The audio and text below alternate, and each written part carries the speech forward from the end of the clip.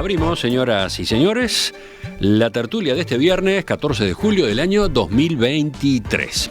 Voy saludando a quienes participan hoy en la mesa.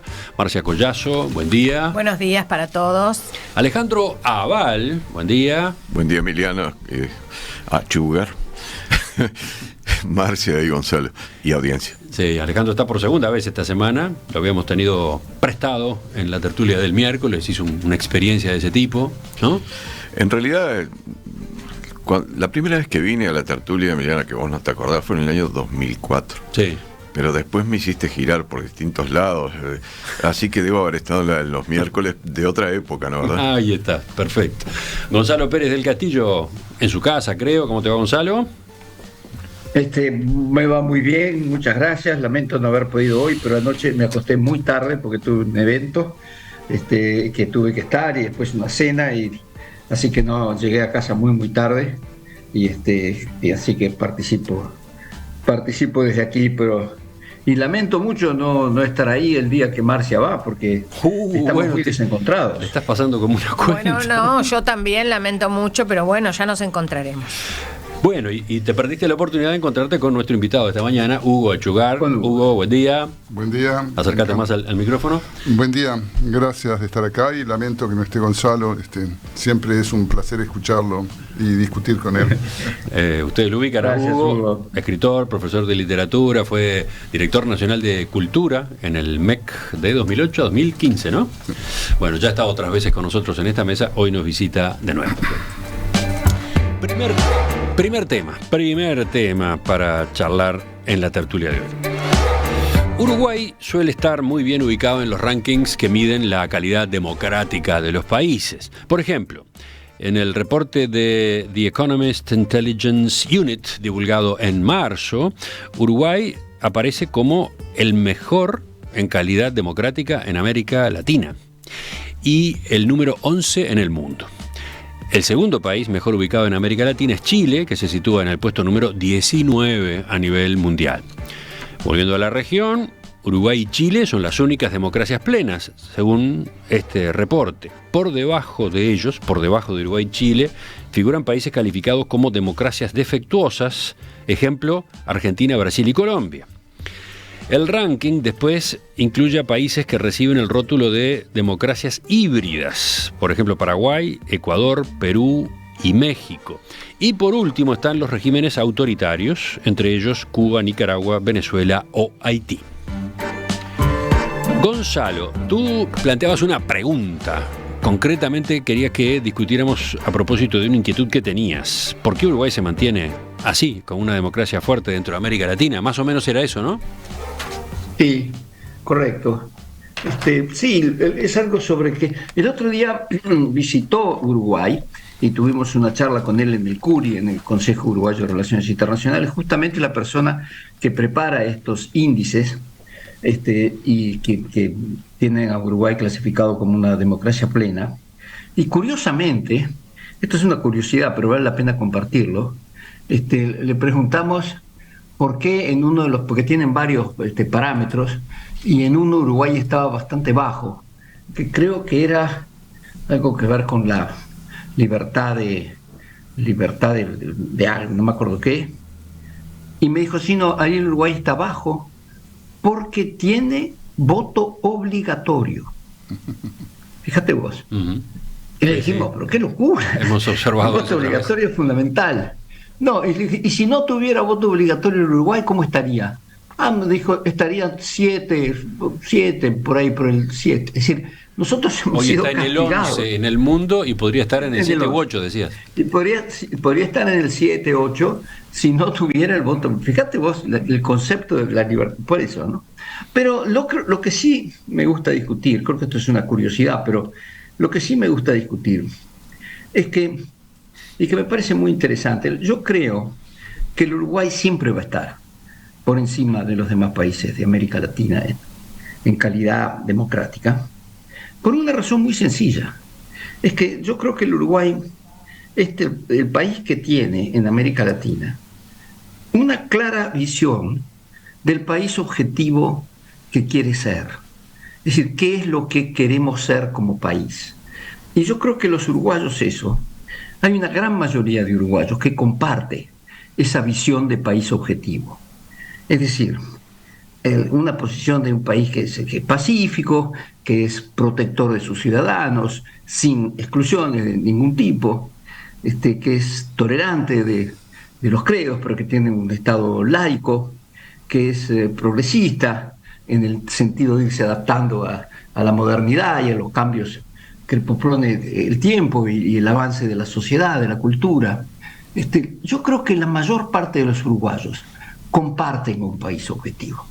Y digo esto porque, a mi entender, en los países latinoamericanos en los que yo he vivido, no se comparte un país objetivo. Es decir, si vos hablas con distintos segmentos de la población y te dicen en qué país, cómo quisiera yo que fuera mi país, te pueden llegar a pintar países muy, muy distintos. Y para hacer una intervención muy larga y que los compañeros participen y después vuelvo, yo te diría que incluso Chile, que es el que viene siempre después de Uruguay junto con Costa Rica, que anda por ahí, Costa Rica también tiene una idea bastante homogénea del tipo de país que quiere ser, en el que estarían satisfechos todos de vivir y dejarle a sus hijos. En Chile hay diferencias más profundas porque en Chile hubo un experimento socialista que no pudo ser, porque la clase dominante primero lo boicoteó y después porque hubo un golpe de Estado, ¿no? Entonces ese modelo socialista sigue en la mente de mucha gente porque no pudo ser. Y después hubo un golpe de Estado brutal de derecha que tampoco pudo ser, por distintos motivos, pero al final volvió la democracia. Pero hay mucha gente que quedó nostálgico del orden que había con el golpe de Estado. Y a mí me parece que esa brecha en Chile aún no se ha cerrado y que hay gente que piensa que tiene países objetivos distintos. Ni hay que hablar de otros países de América Latina, ¿no? Pero estoy hablando de Chile, que es el que viene segundo atrás nuestro. Y me parece que ahí nomás ya hay una diferencia que es importante. Lo termino diciendo, cuando nosotros acá conmemoramos los 50 años del golpe de Estado, todo el Uruguay conmemoró esa fecha como una fecha fatídica. Yo no estoy seguro que el 11 de septiembre en Chile todos los chilenos recuerden aquel golpe de Estado como algo fatídico. Lo dejo acá, Emiliano, después oigo a los compañeros y después vuelvo, si querés. ¿Quién toma la palabra? Marcia. Bueno, yo creo que acá lo que habría que pensar más que nada es que hemos puesto la vara demasiado alta a nivel mundial cuando hablamos de democracia, y está muy bien, porque siempre tenemos que en el horizonte tener un ideal, una visión y un objetivo, y por qué no una utopía, que sea lo más ambiciosa posible. Como cuando decimos, vieron, la libertad no es darle la misma dosis de libertad a todas las personas, sino la más alta dosis de libertad posible. Fíjense el giro lingüístico. No es lo mismo igual que el más alto. Entonces, porque también con esa lógica la esclavitud podría ser la misma dosis de libertad para todo el mundo, se anula. Entonces yo lo que digo es que la democracia como idea, como concepto, como meta, como objetivo, podemos compararla, podemos hacer usar un método comparativo, que es lo que estamos haciendo en este momento acá. Estamos usando un método comparativo. No estamos hablando, me parece, de la democracia uruguaya en sí misma, sino en comparación con. Y eso, obviamente, sí nos deja bastante bien parados, porque es verdad que no estamos en situaciones de deterioro y de erosión humana tan terribles como en el resto de América Latina. América Latina, ya lo sabemos, yo lo he dicho varias veces incluso en esta tertulia, he contado anécdotas. América Latina es el continente de la desigualdad, el peor de todos, por encima de África y de Asia. Además es un continente saqueado, largamente saqueado desde que los españoles pusieron un pie en América. Por lo tanto, si unimos esas dos cosas, tenemos una gran inestabilidad política que se ha intentado remediar muchas veces sin mayor éxito. Bien, en ese panorama, Uruguay está mejor que los demás países de América Latina, es cierto, pero yo creo que la democracia uruguaya lejos de ponernos a ensalzarla como quien se duerme en los laureles, deberíamos ponernos a analizarla con más valentía y más honestidad. El otro día yo escribí un artículo, Emiliano, yo sé que me estoy citando a mí misma, pero no me parece mal citarse a uno mismo, porque al fin de cuentas es uno el que está hablando acá. Un artículo. Está perfecto. No, me río porque a veces, además, si el tema tenía queda que ver, medio mal, ¿viste? No, pero se justifica perfectamente. Pero es el mismo pensamiento de la persona que escribió y la que habla. Entonces, yo escribí un artículo que se llama El odio, el silencio y el miedo. El otro día, ¿no? En Caras y Caretas. Y para mí esos tres sentimientos han sido una constante, una espina dorsal de nuestro país, desde que nació. Entonces, ¿siguen existiendo el odio, el silencio y el miedo? Vaya que sí. ¿Podemos hablar de democracia en Uruguay? Bien, recién a partir de 1938. No a partir de 1918. Porque en el 18 empezó el proceso, con el sufragio universal masculino. En el 38 se completó el proceso con el sufragio universal femenino. Entonces, recién a partir de ahí, o sea, ayer. Pero después que vino el revolcón, después de Amézaga, y del neovallismo, vino el revolcón de... Valdomir, por supuesto, a Valdomir lo votó la mujer, es verdad, pero bueno, eso es otro tema. Después, votaron las mujeres. Dice la leyenda. Era muy buen mozo, decía. Bueno, dice la leyenda que las mujeres se volcaron a votar a Valdomir porque era muy buen mozo. Bueno, en fin, después de un golpe de Estado, bueno, blando, como ustedes quieran, golpe de Estado al fin. Bien, neovallismo mediante, años 50 empezamos a derrapar. Caemos en los 60 en una debacle total y arrolladora, en un abismo. Y ni hablemos de lo que vino después, porque todos lo sabemos, ¿no? Una dictadura la más sangrienta que tuvo nuestro país. Y después hemos tratado de acomodarnos hasta que... Y hemos tratado de acomodarnos con unos embates espantosos en el medio, ¿eh? Entre ellos la ley de impunidad. La ley de impunidad que yo sigo diciendo que es inconstitucional. Punto. No me importa lo que digan. Con esa lógica ya lo he dicho, si el pueblo vota a la esclavitud, mañana tenemos esclavitud en Uruguay. No, señores, cuidado con esto. ¿Qué vino después? Los 3 gobiernos del Frente Amplio. También con ciertas inestabilidades de por medio, en fin. Y es lo que tenemos. Y después que vino el tsunami final, el que en este momento tenemos, ¿cuál es el tsunami final? Los archivos del terror, que alguien alegremente, ni siquiera dignamente fueron las instituciones las que los destaparon esos archivos. Ni siquiera contamos con ese consuelo moral. No, alguien alegremente que se ríe de nosotros lanzó los archivos del terror en Internet. Es interesante, Marcia, ese recuento, ese repaso histórico.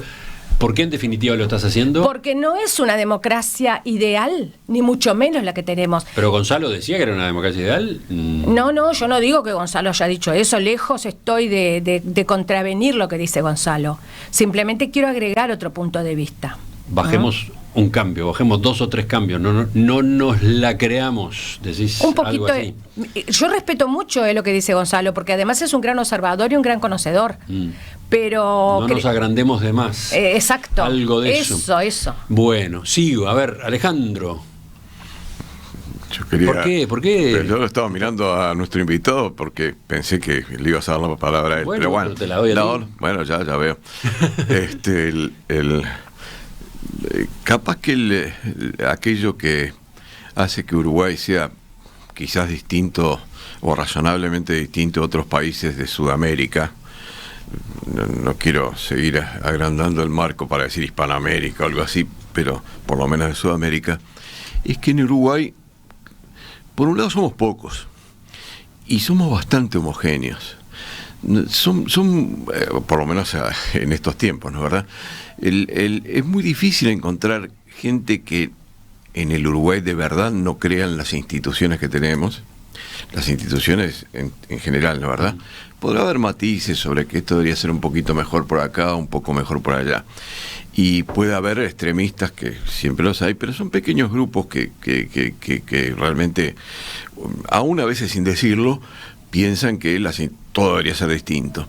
No, en Uruguay hay mucha homogeneidad. Creo que Gonzalo hablaba de esto al comienzo de su intervención.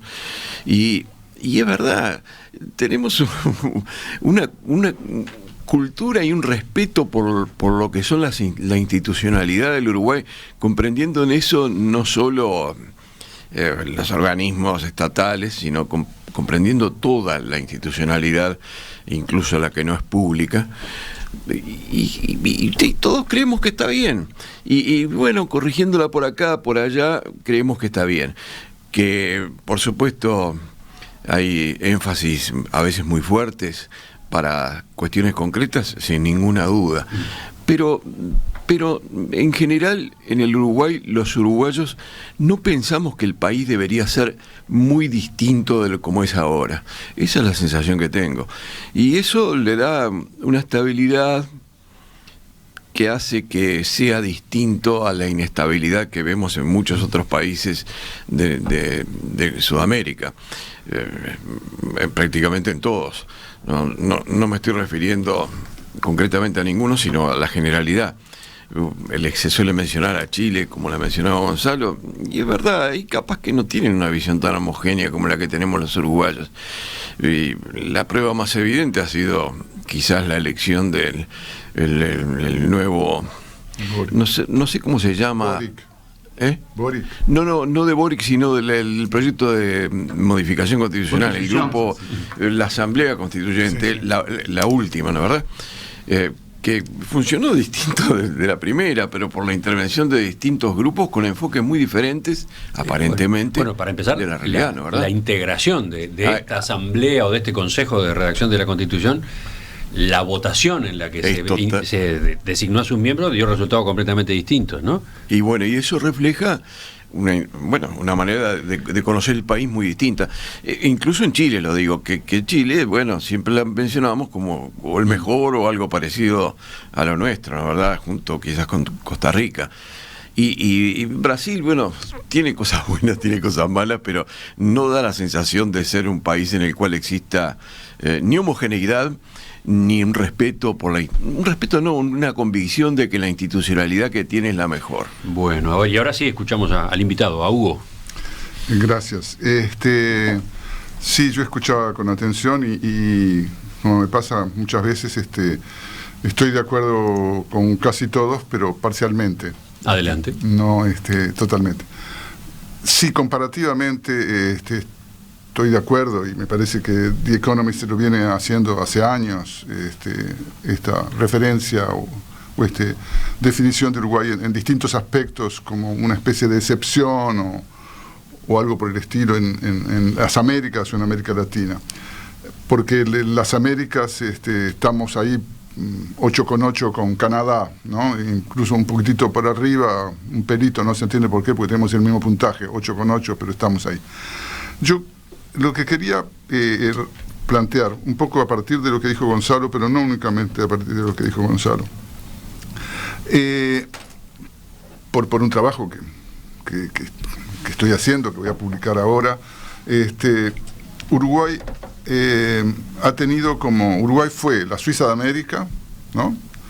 En otro momento pasamos a ser brevemente la Dinamarca o la posible Nueva Zelanda como aspiración y por múltiples razones, desde la instalación ahí en el Parque Rodó del Mercosur, la Bélgica, la Bruselas, ¿no?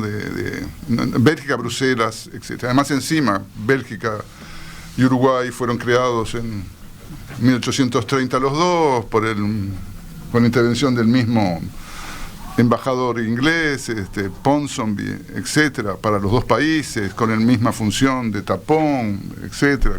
Es muy discutido por los historiadores, pero se dice. Y cuando hacemos la comparación en América Latina, en Sudamérica particularmente, y en el Cono Sur, porque en un momento siempre se compara Chile, Uruguay y Argentina. ¿Qué pasa con Chile? Yo no creo en que la dificultad con Chile esté, aunque siempre está como segundo. Chile es mucho menos homogéneo que Uruguay, claro, pero Chile es un estado fallido. Chile no resolvió nunca la nación mapuche.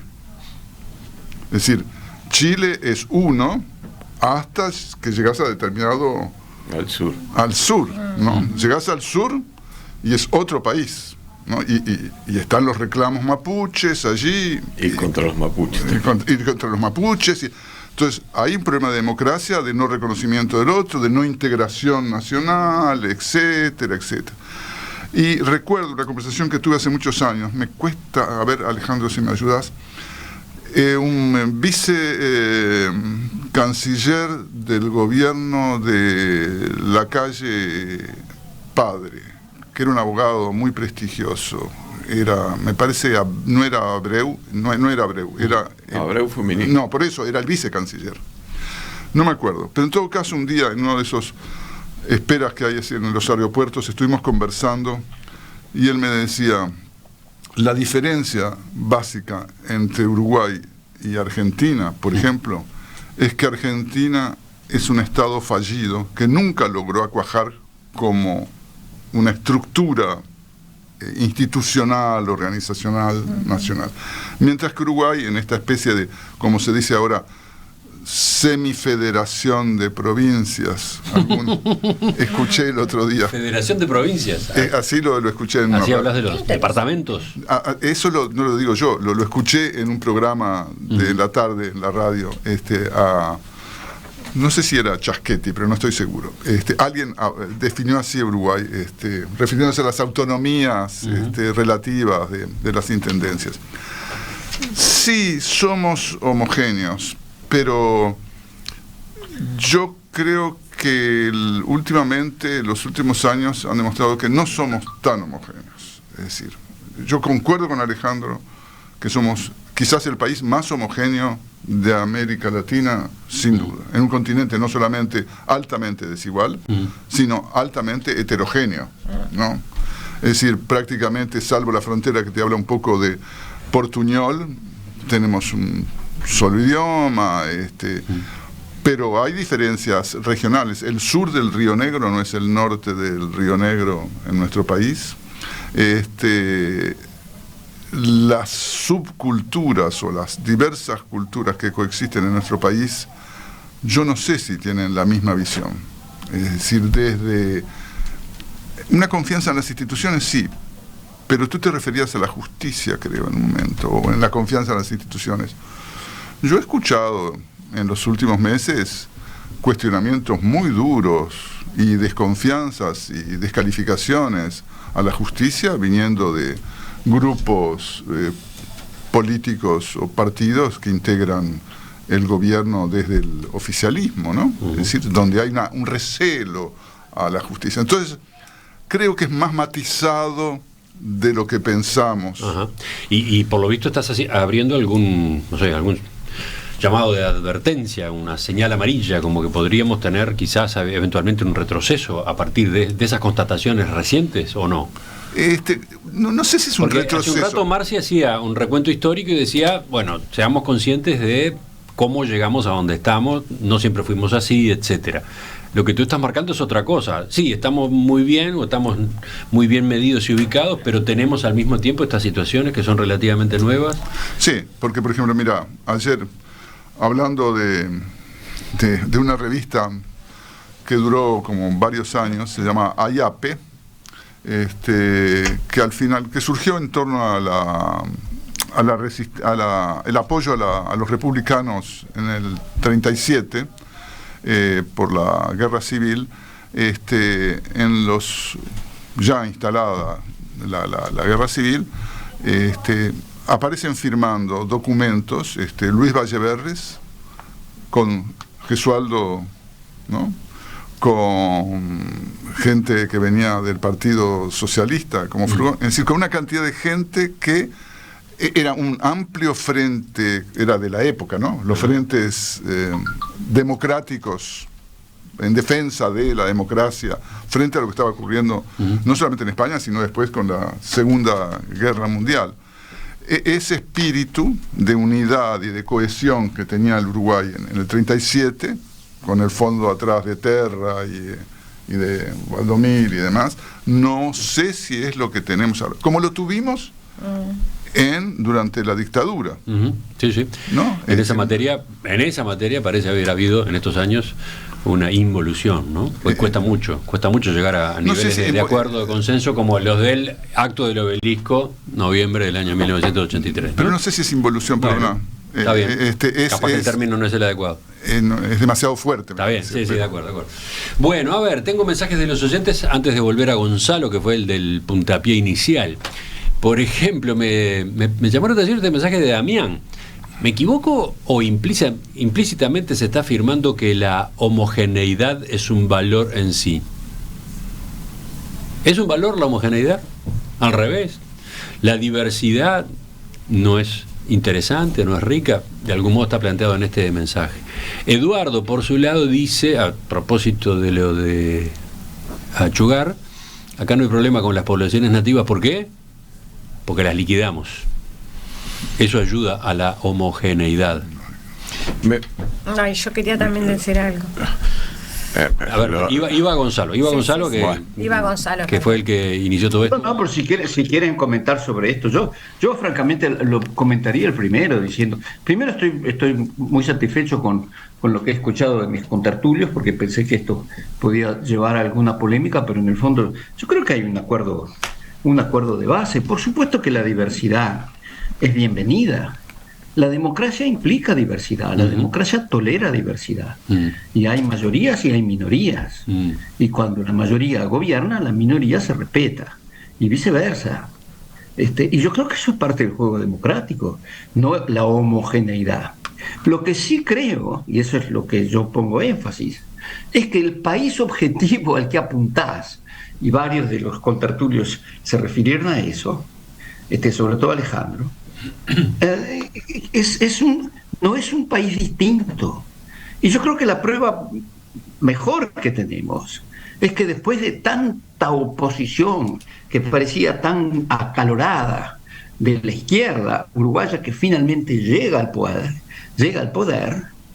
estuvieron en el poder 15 años, hubo mayoría y minoría, devolvieron el poder y el país objetivo no cambió. Seguimos siendo el mismo Uruguay de siempre.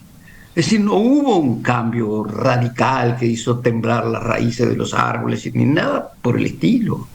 Y se volvió, y posiblemente el Frente Amplio vuelva a ser gobierno. Y yo creo que vamos a seguir remando hacia el mismo país objetivo, que no quiere decir específicamente con detalles exactamente lo mismo, no.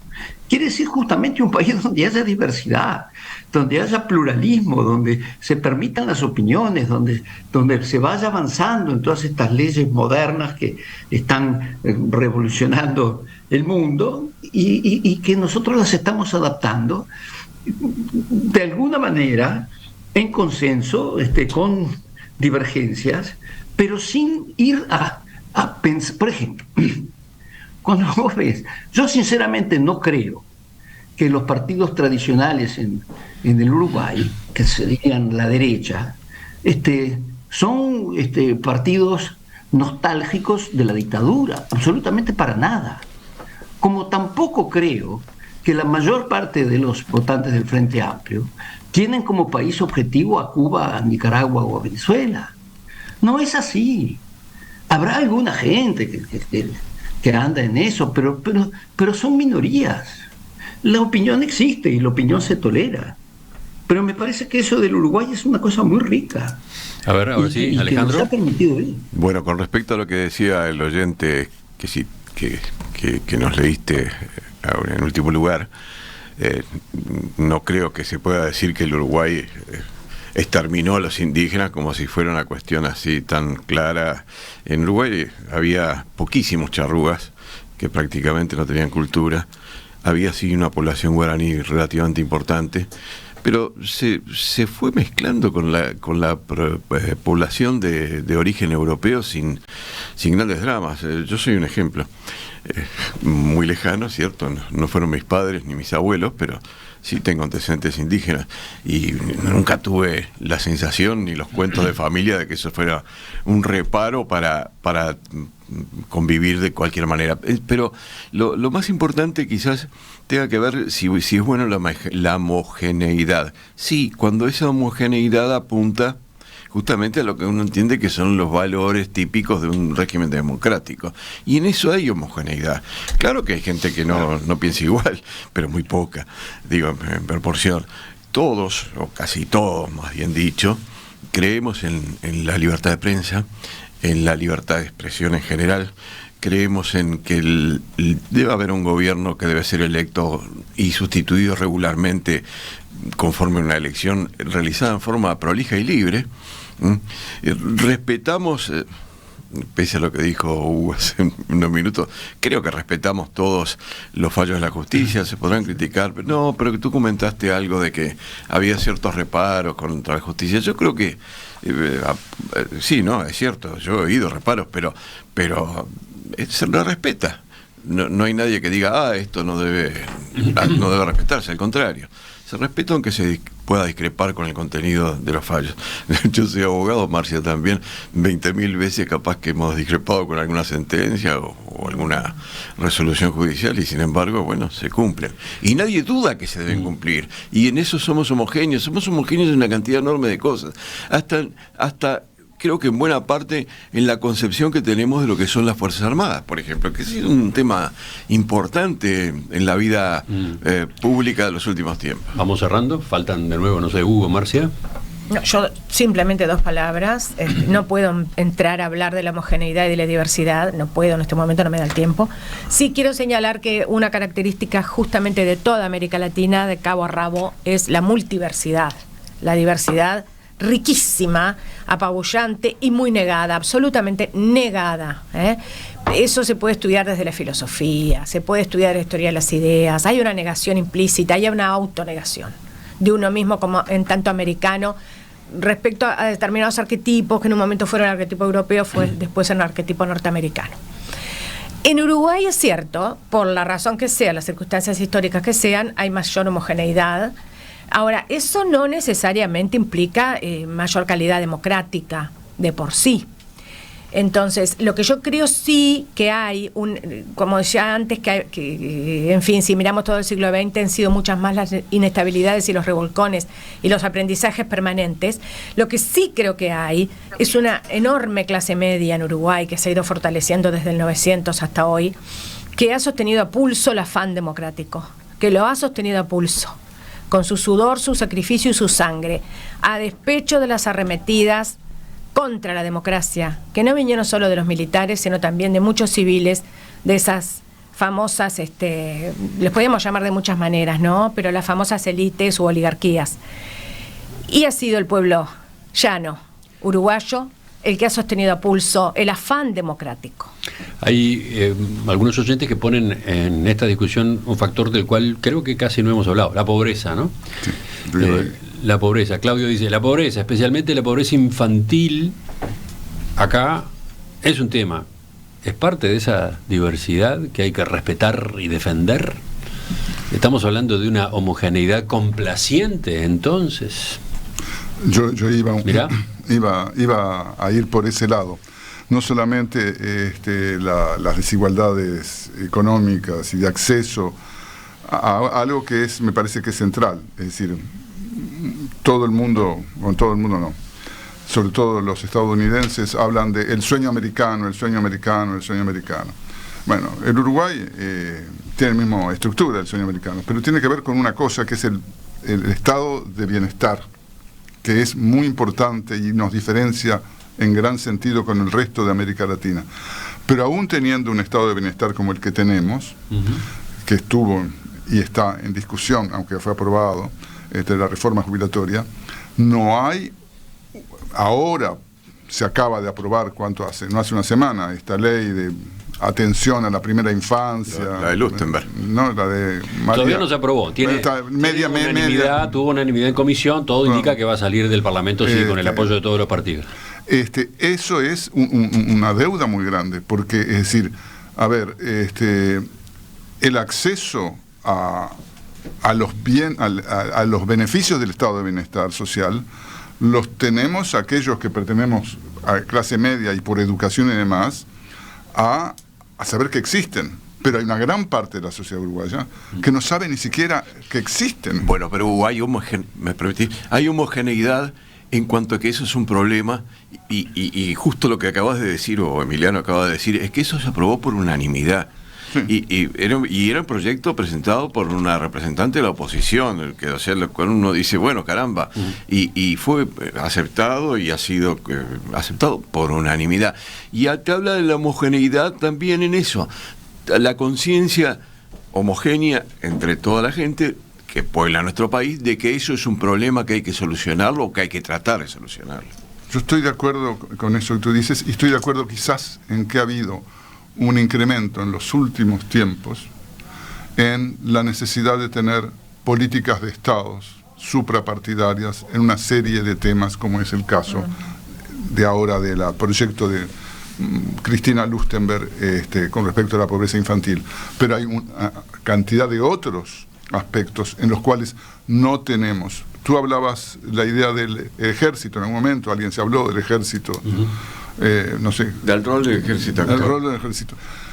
Yo creo que es una discusión que no hemos dado, porque no creo que haya unanimidad para siempre. Y cuando Gonzalo decía, y yo nunca terminé de entender si objetivo decía como objetivo de goal, de meta u objetivo, porque es una cosa concreta.